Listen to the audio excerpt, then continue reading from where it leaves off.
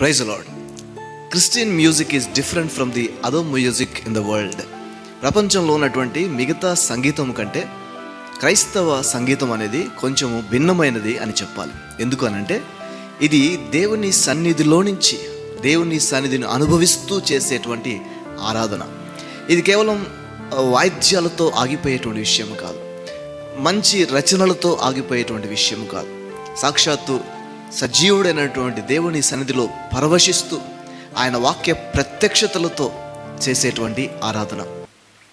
ఇలాంటి ఒక ఆరాధన జరుగుతున్నప్పుడు ఎవరైతే ఆరాధనలో పార్టిసిపేట్ అవుతారో వారి హృదయాల్లో అంతరంగికమైనటువంటి స్వస్థత, ఇన్నర్ హీలింగ్ జరుగుతుంది. మనసులోనికి నెమ్మది వస్తుంది, విశ్రాంతి వస్తుంది.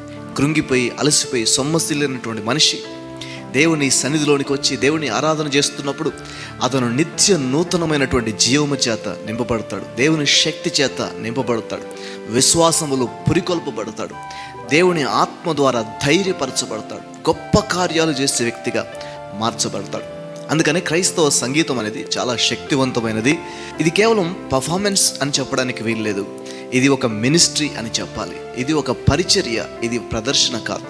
వాక్యముతో కూడినటువంటి ఆరాధన, సత్యముతో కూడిన ఆరాధన, ఆత్మ పరవశులై చేసేటువంటి ఆరాధన నిజంగా ప్రజల జీవితాల్లో గొప్ప విడుదలను తీసుకొస్తుంది.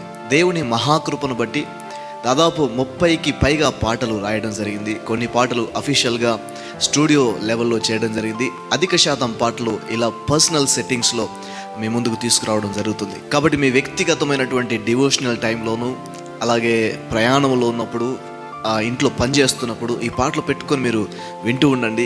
ఈ పాటలు మీరు వింటుండగా, ఈ ఆరాధనలో మీరు ఏకీభవిస్తుండగా పరిశుద్ధాత్మదేవుడు మీ జీవితాల్లో గొప్ప కార్యాలు జరిగించాలని నేను మనసారా ప్రార్థన చేస్తున్నాను. Joshua Titus worship songs official అనేటువంటి ఈ ఛానల్ని మీరు తప్పకుండా సబ్స్క్రైబ్ చేయండి, అలాగే లైక్ చేయండి, షేర్ చేయండి మీ తెలిసిన వాళ్ళకి. తప్పకుండా అప్డేట్స్ కొరకు ఫాలో అవ్వండి. ఒక్కొక్క సాంగ్గా ఈ సాంగ్స్ అన్ని మీ ముందుకు మేము తీసుకురావడానికి ప్రయత్నం చేస్తున్నాం. God bless you. See you.